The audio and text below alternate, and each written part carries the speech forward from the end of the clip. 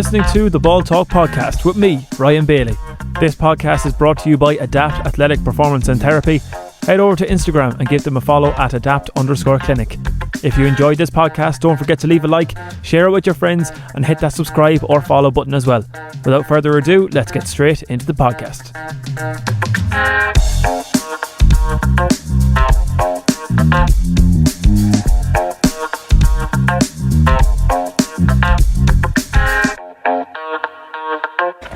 Right, so folks, you're all very welcome to episode number 57 of the Ball Talk podcast, brought to you as always by Adapt Athletic Performance and Therapy.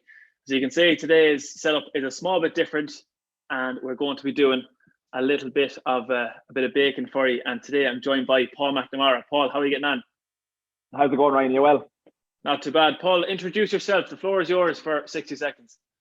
Very good, fair play. So my name is Paul McNamara. I am probably better known as a current Sligo Senior county player, but in my spare time, I'm a qualified nutritionist as well. So I've just finished my degree in sport and exercise, applied sport and exercise nutrition in GMIT. And just in the last few months, I've kind of set up my own Instagram page, my own kind of small wee business called Paul Mac Nutrition. So from there, I'm working with a few different teams, currently working with the Sligo ladies, and also play a role as a gym nutritionist in Tapa there in Clooney as well. So that's where I'm at now, Ryan. But on, Paul. So talk us through what we're going to be making today. I'll have a video as we go along of the ingredients and what people need for this podcast. Very good. Nothing too hectic now at all. Nothing too hectic. It's going to be fairly simple. So we've oats, we have our protein powder, our nuts, coconut milk, a little bit of dark chocolate, and the honey then as well. This is a fairly simple recipe now. It'll only take about maybe 10 or 15 minutes, set in the fridge then for about an hour or two. But basically, we put all in the bowl, mix it around. I have my baking tray here as well, ready to go. And it's as simple as that, really. So we get going. That's spot on, Paul. Yeah, so we'll crack on. So what's first? One. So first of all, I have my ingredients measured out. You have your ingredients measured out there as well, yeah? How's it measured out, yeah? One, right. So first of all, we'll just chop up the nuts. We'll chop up the nuts and the dark chocolate just to get them ready to go, okay? Nothing too hectic here now, just making sure that they're nice and smallly chopped up, that you're not getting big chunks of them in your bars. There's 50 grams of nuts, Paul, yeah? 50 grams of nuts, yes indeed. That is spot on. So just in terms of some of the ingredients here, Paul, as well, like not everyone will have a bit of protein powder in the press. Maybe they're not into bits of coconut. Not everyone likes coconut. Not everyone's a tooth for it. So in terms of substitutes, so what would you recommend? To be honest, Ryan, most of this now was just for taste. These probably one of the best things about these bars that you can create your own as such. You know, like if you don't have protein powder, if you don't have the nuts, even if you don't have the dark chocolate, there's nothing you really need. Only is the oats and the milk to help them bind it. Now the protein powder does help with the binding of it. But there's plenty of other recipes out there. And even I might even link one or two following this podcast without the protein powder, because I know some people don't fancy it. But that's probably one of the best things about these, is that you can throw in sort of your cinnamon, your fresh berries, your even some seeds or anything along those lines to sort of create your own bars, you know. Spot on. Now I have forgotten to ask you one question. Well, not forgotten it, but we have to go through the ingredients of that as well. And it's something that I ask everybody on the podcast, and I've been trying to do this year so far. You probably would have heard it, as you're saying, you're listening to one with Towie. So I'm giving you, Paul, a golden ticket, right? It's for Paul McNamara's dream concert. Any 3 acts, dead or alive, it's your fantasy concert, your dream location, wherever you like it to be. So what sort of music does Paul Mac listen to? That's a great question. That is a great question, Ryan. You have to put me in the spot there now. I would say number one would have to be Fleetwood Mac. I must attribute that now to one of my mates, Mark Gurdy. He is Fleetwood Mac mad, and he is me so mad on him now as well. Ryan, just while we're in the middle of this, I mean nuts there chopped, and same again, just chop up the dark chocolate, right? Spot on. So number one, Fleetwood Mac. I would go through different phases with you, Ryan, to be honest. Myself and Brian McGowan spent the summer in New York, and it was Post Malone all day, every day, and Travis Scott. So it's fairly broad, to be honest. But look, Fleetwood Mac, starting off, I'd probably go Post Malone number 2 and finish off then with a bit of Westlife, I think. Spot on, can't go wrong. Fairly broad. Yeah, no harm in it though. So like your playlist now, would you be a man now that'd have his playlist organised, or would you just kind of bung everything into the one? I'm a bit meticulous about that. I'd have them kind of pre-game playlists and such, and it's just I do just find it helps me kind of not get in the zone, but just kind of get ready for the game ahead. I suppose everyone has their own little routines or rituals. Mine is definitely sitting down on the bus on the way to the game and headphones in and just kind of visualizing the next 60, 70 minutes. So that's kind of I'd be fairly good in that regard. Spot on. So let's go back to the start of nutrition for you, Paul. Was it something that growing up and in school and everything, you were interested in food? Were you interested in cooking? Were you interested in the sports side of it? Or was it something that, maybe after the leaving cert that you gave a bit more thought?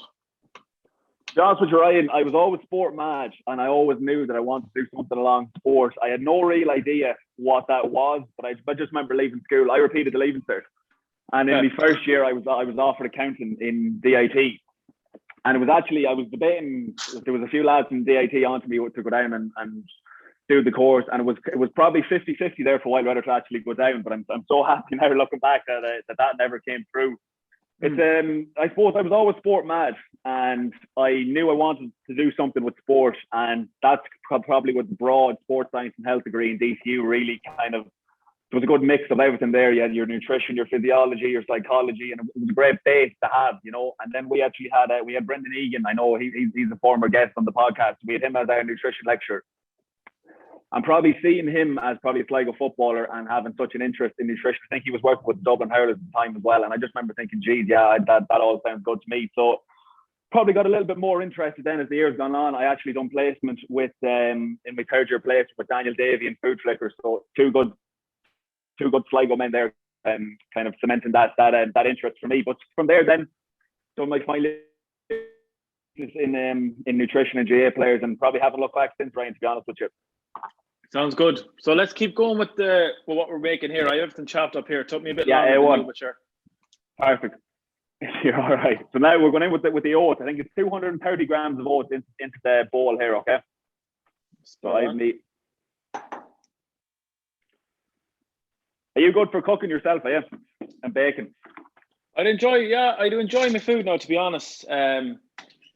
So kind of down in college, yourself, it can be hectic in a college house, everyone kind of cooking at the one time, but myself and Key and Sarah, shout out to Key and Sarah, the two of us do cook for each other and that, and try and outdo each other on the stove, so it is. So but a healthy competition, right? Yeah. I have my oats gone in there. Next we'll throw in the coconut next. This is probably the something that you can add if you fancy it. I kind of like the taste of it, and I just find it nice now in the bars. But look, it's by no means essential. So we've that gone in. We have our 2 scoops of protein powder. These are handy when I find there's good protein and carbs in these from both the protein and the oats. So they're handy. Yourself after dinner with a cup of tea, where it can be tempting to reach for the biscuits in. Absolutely. So I'm just going to get a spoon and give that a quick mix, Ryan. All right. That's spot on. And just on the protein powder as well, Paul, it can be any flavour or anything. There's no particular one. It can be anyone. I actually have I have bulk powders, white chocolate and raspberry flavour here myself. So I would be one. Probably again to go through phases. Chocolate mint was my favourite one for a while, and then it kind of went into the vanilla phase. It was just handy for pancakes and things like this. But mix and match, one of the lads here in our club, he does buy the wee smaller packets or kind of the smaller portions of protein with many different flavors, just to try them out and see which one works for you. Exactly. All right, I'm going to go in ahead with me chopped nuts and me chopped dark chocolate. Another good one of this. I know we probably don't have time here today, but if you wanted to melt that dark chocolate and kind of sprinkle it on top, it's really tasty as well. It's really nice. It's another option as well. So as I keep alluding to, it's the beauty of these bars. You can kind of, once you get the hang of it, you can create your own and see what works for you. And they're so quick and easy, Paul, as well. I think that's something that you see the likes of yourself and Evan Regan, Daniel Davey, all nutritionists. It's something that you kind of have to have these recipes that are quick and easy, that people will, they'll get the hang of them very quickly, if you get me. 100% right. That's a key thing that I'd always allude back to, is that if these are taking too long, if there's too many big ingredients, if there's too much of a method, then people simply aren't going to do them, you know. And these are really, really simple, really easy. And I suppose even I'd probably have a good insight from working with teams and working with different people in that the importance of time, and that, you know, any of us now who are getting back to work, or even rushing, maybe not at the time now, but when we get back to the pitch, or rushing from training session to gym session, so important to have something, if you have half an hour on Sunday evening, to just quickly flip these together and have them ready to go for the week ahead. So I've all them gone in there. I'm going to go with my milk next, 120 mils of milk. This is probably the most important thing about this whole recipe, Ryan, to be honest with you. These may take a little bit more milk, but it's really important to just gradually put that milk in. I'll explain now why in 2 seconds. Pop the milk in there and give it a quick mix.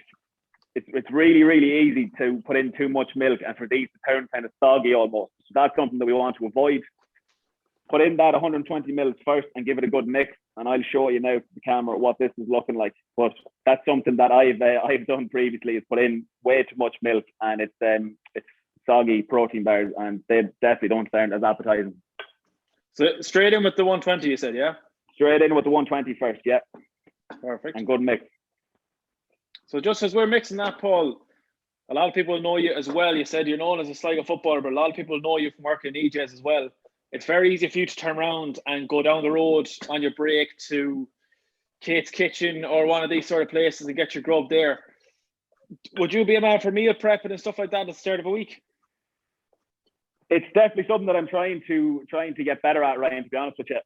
I'd be lying now if I said I wasn't partial to the odd treat from Kate's Kitchen or something like that. But I do think it's important that, like, if you have your few days, you have your meals prepped, and there's no harm grabbing something small with the coffee, as long as the rest of the week, or as long as it doesn't turn into a consistent thing. I'd be fairly good now for prepping my own meals.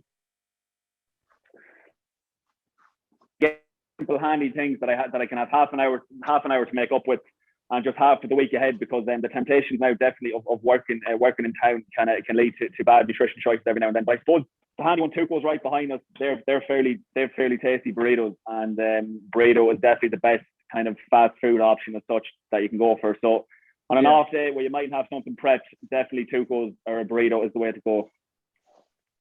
That sounds good. So you were saying there about the milk. Just a bit. How are we looking? Not too bad. I can see exactly where you're coming from as well. And it's happened to me before. If the lighting is right here, it just isn't sticking together right. So you're saying just add gradually, as you were saying, putting the milk in is important here. Gradually now, yeah, definitely. I'll show you. You might be able to see this for later, but that is slowly. It's still a little bit dry at the bottom, so I'm going to add in another little sprinkle of milk now. Nothing too hectic. It's completely. This is play it by yourself kind of thing. You're going to have to make this call yourself, unfortunately, but. If it's kind of sticking to the bottom like that, and you just need a tiny drop, because the last thing you want, as I said, is for these to put in too much milk and for these to turn out too soggy or too runny. So that'll do me there perfectly now. Just a quick mix around there again, just to make sure that the protein powder is all kind of absorbed into the oat and into the other ingredients. Yeah. And like, it will happen, and it's happened to me. I'm sure it has happened to yourself, and it'll happen to anyone that's making these along with us as well. We're putting a bit too much milk. So would you say, to kind of cancel that out, then would you go back in with more oats? Is it? It's probably something that it's just a bit of trial and error, Ryan, to be honest. I was the exact same as yourself. That this is all trial and error stuff. You know, you're not going to get it right first time, but it's important not to get too or downbeat about this kind of stuff. You know, like this all takes time. And while we're here chatting now, we have these met in about 10 or 15 minutes. This definitely does. It doesn't just happen sort of straight away. It is important to trial and error this kind of stuff and make sure that you have the right kind of quantity of ingredients that'll work for you. You know. But just to answer your question there, I probably wouldn't go back in with the oats, simply because you might be left with too much oats then, and it's just kind of an ongoing cycle there then as well. So mine is turning out good there now. How are you looking? Yeah, they're sticking together well here, anyways. Yeah. A1, that's I can't really see it with the light. Yeah, no hassle. So I'm happy enough with that. As long as you are as well, I'm going to go ahead with the honey. Last bit. Perfect. So 25 grams of honey. That's about 2 good squeezes. You can measure this out yourself now if you wanted, but honey is definitely one as well that you can kind of eyeball. And a quick mix there again, just to make sure that's all mixed in through. So just in terms of, like, I try to get people to ask their own questions, as you would have seen last night, Paul, in the Instagram question sticker on my story. And you've answered quite a lot of them so far, but something that came up in the news last year, of course, and I don't want to put you on the spot with this at all, but with the Galway game being cancelled, like every team kind of got, it was going to happen to some team eventually. Unfortunately, it happened to Sligo. Like that, setting you back mentally. Like how did you find that personally? To be honest with you, Ryan, yeah, it was a fairly tough time. I suppose, as you said, unfortunately, it was going to happen to someone, and unfortunately, that someone was us. But to kind of be put out about it for a day or two, but it's important that, like, we were happy enough in that we adhered to all of the guidelines around that, all kind of stuff. We were the exact same as any other team, so it was just kind of something that you were downbeat about for a day or two, but you couldn't let. But obviously, it was all over the news. Obviously, your phone was hopping there as well. But it's fairly easy to get absorbed by this kind of stuff and kind of let it overcome you almost, you know. And absolutely, I'm not saying that we didn't have good talks about it and kind of it laboured on for a few days. But once the decision was made, that was that, and there was no going back. So it was just kind of parking it and saying, right, that's that. We move on from here now, and just get ready for next season, I suppose. Exactly, yeah.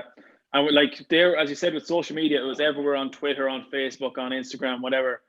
And that's in essence, that's one of the negatives of social media. But talking about the positives as well, it's something that I'm sure you've noticed as much myself over the last year with lockdown, and that setting up an Instagram page for the podcast or for nutrition. There's a lot of benefits to it as well if it's done the right way. Like 100%, Ryan, 100%. And I suppose that's it's definitely the area that I'm in anyway, is that everyone has gone kind of health conscious, and everyone, especially now with COVID-19 and everything like that, everyone is that little bit more conscious about their health, and it's such an easy way of kind of reaching your target audience, you know. Like, even I had a Zoom call there last week with the Sligo under 17 boys and girls team, and it was just all around the kind of, we done a similar cooking demonstration to this, but there was a lot of kind of these common misconceptions where people are seeing this misinformation out there about nutrition. And especially the people at that kind of age, they're so susceptible to kind of seeing something, for example, carbohydrates make me fat, and you're kind of thinking, or carbohydrates make me gain weight, for want of a better term. And they automatically take that as gospel. So it's definitely an area there. I definitely don't envy any of the younger guys. Even I have a brother here who's 14, and he's always on to me about these things. You see it on Instagram, and is this true? Is this not true? So it's definitely damaging in that sense. But as you said yourself, in terms of setting up your own business and having the ability to put yourself out there like that is definitely one of the positive ones. So I'm pretty happy with my mixture now. It's A1. So I have my baking tray here. I'm just going to show that. That's the baking tray there, and I have my little bit of grease-proof paper or baking paper to go underneath that. So pop that in there like that, or like that. That is A1. Now, I don't have, mine isn't as flat as yours. It's more of a lasagna dish now than anything else, but we'll work it, no hassle. As long as it doesn't change the taste. Yeah, you said it. So we're going to pour that whole mixture in on top of it there, into the dish, and spread it out. The most important thing with this now as well is just to make sure that it's nice and compact, that it's nice and kind of settled down. I'll show you now what I mean by that in 2 seconds. That you don't want these bars breaking apart when you try to cut them. You want them to stick together. You want them to hold well while you're cutting them. And that's definitely something that if you had too much milk in or anything like that, that it could prove that a little bit more difficult. So I'll show you what I mean now in a second. Do you have yours in the lasagna dish, yeah? I mind the lasagna dish, yeah. I'd say they'll probably be a small bit chunkier maybe than yours, but they'll do the job definitely. They'll be a nice one now to have a cup of tea later on tonight. Lovely, happy days. Now, what I mean by flattening these down is, if you can see me there, just using the spoon just to flatten them down within that little dish there. And what that looks like there now for the camera is something like that, where it's all nice and flattened out. There's no real holes and such. If you were using a bigger dish like that, or even for yourself, it's no harm to kind of cut it in half. And what I mean by that is put it all over to half the size. Right, just to quickly wrap it up, unfortunately the recording did cut out there, but this is what the bears came out like. All we did after the recording cut out, we just put them into the fridge, and this is after about 2 or 3 hours in the fridge, and they come out looking like that. They're absolutely gorgeous. They're nice with a cup of tea or just on the go or whatever. So very, very handy and healthy snack to have. So if you want to see more of this stuff on the podcast, do let me know. I enjoyed it. I hope you did as well. If you cooked along with us, then make sure to post it to your Instagram story, tag Ball Talk Podcast, and tag and go and follow Paul Mac Nutrition as well. So I hope you enjoyed the podcast, and make sure to come back next week when we will be having episode 58, and it's a year since the podcast started as well. So look forward to that. I hope everyone enjoyed.